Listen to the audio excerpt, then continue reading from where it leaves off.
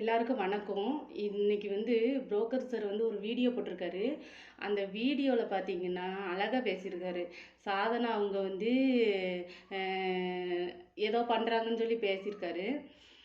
அவங்களுக்கு நான் சப்போர்ட் பண்ணலை, சரியா? ஆனால் அதை யார் கேட்காங்கங்கிறதுல தான் நான் பேச வந்தேன்.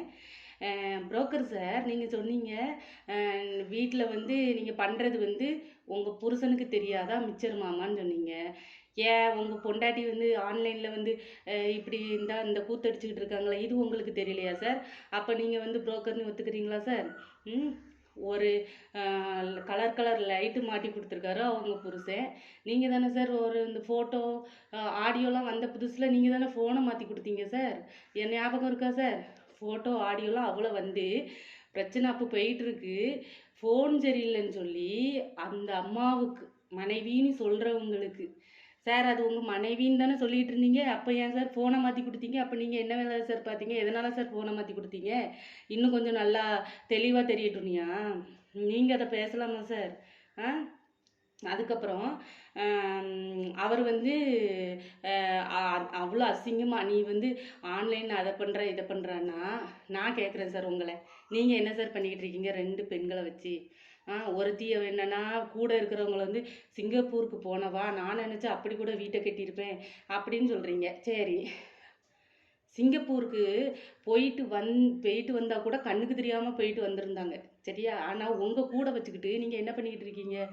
நைட்டியை மேலே தூக்கி வச்சுக்கிட்டு ஃபேஸ்புக்கிலலாம் உங்கள் வீடியோ பார்க்குற மாதிரி இருக்கா?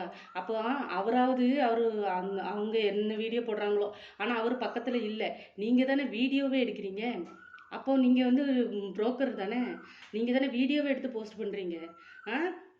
அப்புறம் சொல்கிறாங்க அவங்க வந்து எப்படியோ போய் வீட்டை கட்டினாங்களாம், நாங்கள் நினச்சிருந்தா அப்படி போய் வீட்டை கட்டியிருக்கலாமா, நீ வந்து இப்போ வீடு கட்டிட்டான்னு பகுமானம் பண்ணுறா, ஆனால் நான் வந்து உனக்கு முன்னாடி நான் வந்து பெரிய ஆள், நான் அப்போவே வீடை கட்டியிருந்தேன். ஆமாம் சார், நீங்கள் அவங்களுக்கு முன்னாடி பெரிய ஆள் தான். ஏன் தெரியுமா? அவங்களாவது நீங்கள் சொல்கிறீங்க இப்போ வந்து அப்படி பண்ணி வீட்டை கட்டிட்டா, இப்படி பண்ணிட்டு வீட்டை கட்டிட்டான்னு. ஆனால் நீங்கள் சொல்கிற வீடை வந்து உங்கள் தோழி வந்து சிங்கப்பூர் போய் அந்த கணத்தில் டியூப் கட்டி தானே அந்த வீடு இருந்துச்சு. அப்போ நீங்கள் அவங்களுக்கு மேலே முன்னாடியே நீங்கள் வந்து ரொம்ப பெரிய ஆள் தான், சரியா? அதெல்லாம் நீங்கள் பேசக்கூடாது சார். இப்போ வரைக்கும் உட்காந்துக்கிட்டு உங்கள் மனைவி ஒவ்வொரு வெளிநாட்டு ஆண்கள் கூடயா பேசிகிட்டு இருக்காங்க. அதை கேட்குறதுக்கு உங்களுக்கு வந்து வாய் வரல. அடுத்தவங்க பொண்டாட்டியை போய் நோண்டுறீங்க. உங்கள் குடும்பத்தில் என்ன நடக்கும், உங்கள் குடும்பத்து பொண்டாட்டின்னு சொல்கிறவங்களையும் உங்கள் தோழின்னு சொல்கிறவங்களையும் என்ன பண்ணுறாங்க, உங்கள் தோழியை வச்சு நீங்கள் என்ன பண்ணுறீங்கன்னு முதல்ல பாருங்கள் சார், சரியா? இவங்க மனைவி வீடியோ வந்து அது மார்ஃபிங்கா, மனைவி ஃபோட்டோ வந்து அது மார்ஃபிங்கா, வாய்ஸ் வந்து அது வந்து எடிட்டிங்கா. ஆனால் அடுத்தவங்க பொண்டாட்டி மட்டும் எல்லாம் பண்ணுறது கரெக்டுன்னு சார் கண்டுபிடிச்சிருவார். ஏன்னா சார் ரொம்ப நல்லவர் இல்லை, அதனால் கண்டுபிடிச்சிருவார். தங்கச்சிக்கு நீங்கள் வந்து சொல்கிறவங்க, நான் தங்கச்சிங்கிறதுல பூ வாங்கி கொடுத்தேன், அது ஏன் சார் நீங்கள் எவ்வளோ விஷயம் வாங்கி கொடுத்துருப்பீங்க, அந்த பூ தான் உங்களுக்கு வந்து சொல்லுவீங்களா? அதாவது தங்கச்சிக்கும் பூ வாங்கி கொடுத்தேன்னு தான் சொல்லுவீங்க, தோழிக்கும் பூ வாங்கி கொடுத்தேன்னு தான் சொல்லுவீங்க, அப்படி தானே சார்? நீங்கள் வந்து எப்படி சொல்ல வரீங்க சார்? எனக்கு புரியலை, சரியா? மனைவி இது வரைக்கும் இந்த ஆன்லைனில் உட்காந்துட்டு வெளிநாட்டு ஆண்களை ஒவ்வொருத்தரையாக பிடிச்சிக்கிட்டு இதுதான் இது என் ஆள், இதுதான் நான் என் செல்லம் புச்சி அம்முனி கொஞ்சிக்கிட்டு இருக்காங்க. ஆரம்பத்தில் இருந்தே இப்படி தான் நடந்துக்கிட்டு இருக்கு. ஆரம்பத்துலேருந்தே அவங்க மீடியாவில் வந்ததுலேருந்தே இது 3வது 4வது ஆளுன்னு நினைக்கிறேன். அப்போல்லாம் நீங்கள் வந்து கேட்க போகலை, மனைவியை வந்து நீ என்ன வேணால் பண்ணிக்க, எப்படி வேணால் இதுன்னுக்க, ஆனால் பணம் வந்தால் போதுன்னு விட்டுட்டீங்க. அப்போ நீங்கள் வந்து புரோக்கர் தானே, நீங்கள் வந்து மிச்சர் மாமா தானே. நீங்கள் எப்படி அடுத்தவங்கள பற்றி பேசலாம்? இப்போ வரைக்கும் லைவில் உட்காந்துக்கிட்டு அந்த அம்மா என் செல்லும் எங்கே இருக்குது, என் புச்சி எங்கே இருக்குன்னு கொஞ்சிக்கிட்டு இருக்குது. கொஞ்சம் கூட நீங்கள் அதை வெக்கம் இல்லாமல் பார்த்துட்ருக்கீங்க ஒரு கணவனாக இருந்துக்கிட்டு. அப்போ நீங்கள் வந்து உங்களுக்கு தெரியாமல் இருக்குதா? அவருக்கு அவர் பொண்டாட்டி பண்ணுறது தெரியுமா தெரியுமான்னு தெரியல. நீங்கள் அதை கேட்குறீங்கல்ல, உங்கள் பொண்டாட்டின்னு சொல்கிறவங்க பண்ணுறது உங்களுக்கு தெரியாமல் இருக்குதா? நீங்கள் ஏன் கேட்கல சொல்லுங்கள்? முதல்ல அப்புறம் இந்த தோழி அவங்கன்னா இன்ஸ்டாகிராமில் பார்த்தீங்கன்னா அப்படி ட்ரெஸ் எல்லாம் அவ்வளோ மோசமாக, அவ்வளோ கேவலமாக, அவ்வளோக்குள்ளே ஷார்ட்ஸ் போடுது. அதை எடுத்து யூடியூப்லேயும் போடுது. அப்பவும் நீங்கள் பார்க்கல, இல்லை உங்களுக்கு தெரியாது. அப்பவும் நீங்கள் கேட்க மாட்டீங்க, ஏன்னா பணம் வருதுல்ல. அப்போ அவங்க வீட்டில் எப்படின்னு எனக்கு தெரியாது. 2 பெண்கள் வந்து உங்கள் கண்ணு முன்னாடியே பண்ணுறதை நீங்கள் பார்த்துட்டு இருக்கீங்கன்னா நீங்கள் புரோக்கர் தானே, மிச்சர் மாமா தானே. நீங்களாம் அடுத்தவங்க குடும்பத்தை பற்றியோ அடுத்தவங்கள பற்றியோ நீங்கள் பேசலாமா முதல்ல? அப்படி பேசுறாரு. அவ்வளோ என்ன இது முதல்ல உங்க வீட்ல என்ன நடக்கு, உங்க குடும்பத்துல என்ன நடக்குன்னு முதல்ல பாருங்க. நீங்களாம் அதை பத்தி பேசக்கூடாது சரியா? ஆ பேச விட்டுட்டு, பெண்களை பேச விட்டுட்டு, பெண்களை எல்லாம் பண்ண விட்டுட்டு, நீங்க வந்து ஒண்ணுமே தெரியாத அப்பாவி மாதிரி நடிக்கிறத மத்தவங்க வேணா நம்புவாங்க. நாங்களாம் நம்ப மாட்டோம் சரியா? அதாவது ஃபேஸ்புக்கு போனா அவ்வளோ மோசம், அவ்வளோ கேவலம், அவ்வளோ டபுள் மீனிங். அது பேசுது இந்த அளவுக்கு டபுள் மீனிங். அது என்ன பண்ணுதுன்னு எனக்கு தெரியல. ஆனா உங்க 2 பேரை மாதிரி டபுள் மீனிங்ல யாரும் பேசி நான் அந்த யூடியூப்ல பார்க்கல. அவ்வளோ மோசமா, அவ்வளோ கேவலமா பேசுறீங்க 2 பேரும். இதே உங்க மனைவி கெட்டுன மனைவியா இருந்தா, நான் வந்து அந்த ஆச்சை வந்து சொல்ல வரல. உங்க கெட்டுன மனைவியா இருந்தா நீங்க வந்து இந்த அளவுக்கு பேச விடுவீங்களா? இல்லைன்னா அவங்க தான் இப்படி பேசியிருப்பாங்களா? அப்ப நீங்க வந்து புரோக்கருங்கிறதுனால தானே இந்த பக்கமும் இவங்கள வச்சு பணம் சம்பாதிக்கீங்க, அந்த பக்கமும் நீ என்ன வேணா பண்ணுன்ட்டு அவங்கள வச்சும் பண்றீங்க. இவ்வளோ இது பண்றாங்க. இவ்வளோ இது பண்ணிட்டு, ஆனாலும் இவர் வந்து என் பொண்டாட்டி வந்து அப்படி கிடையாது, என் பொண்டாட்டி வந்து அப்படி கிடையாது அப்படின்னு இவர் ஒரு நாடகம் போடுறாரு. இதை வந்து மக்கள்லாம் நம்பிட்டு இருக்கிறதுக்கு நாங்கள் ஒன்றும் முட்டாள் கிடையாது சரியா?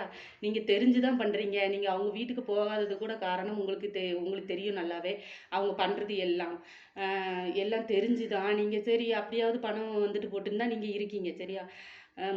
இதை வந்து நீங்கள் வந்து அப்படியே நல்ல ஒரு மாதிரி அப்படியே வந்து நடிச்சுலாம் இதுங்காதீங்க. உங்களை பற்றி எங்கள் எல்லாருக்கும் நல்லாவே தெரியும்.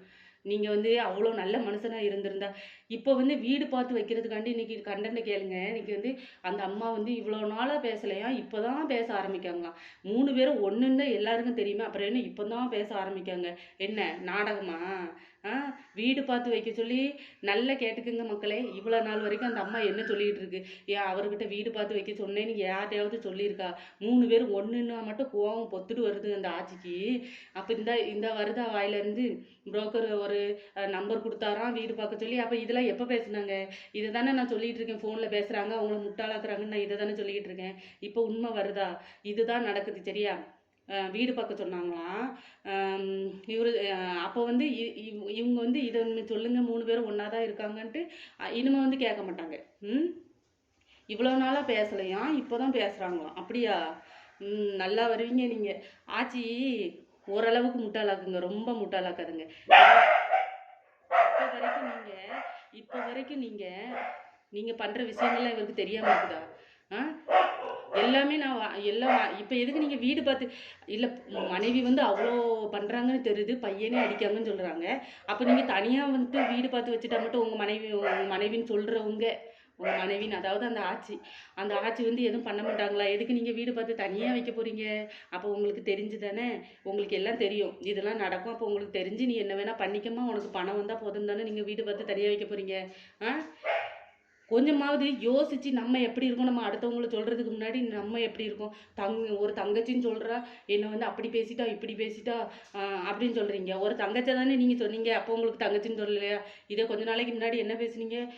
உன் அருணகயிறு வீடியோ அங்கெல்லாம் பரவுது, சிகப்பு அருணகயிறு வீடியோ நீங்கள் சொன்னவங்க தானே, அப்போ உங்களுக்கு தங்கச்சின்னு தெரியலையா? அதை எப்படி, அதாவது நடிங்க, ரொம்ப நடிக்காதுங்க சரியா? ஏன்னா பார்த்துட்டு இருக்க எல்லாரும் வந்து முட்டாள் கிடையாது. நீங்கள் வந்து உங்கள் அந்த ஆட்சி என்ன பண்ணிக்கிட்டு இருக்காங்க, இந்த அம்மா என்ன பண்ணிகிட்டு இருக்கு, நீங்கள் அப்படி இதுங்கிறவங்க எதுக்கு? சரி அவங்க வீட்டுக்காருக்கு தெரியுதா என்னன்னு தெரில. உங்கள் கூட இருக்கிறவங்க 1 லட்ச ரூபாய் ஆடியோ பேசுனது வரதானே செஞ்சிச்சு. நீங்கள் என்ன பண்ணிட்டீங்க?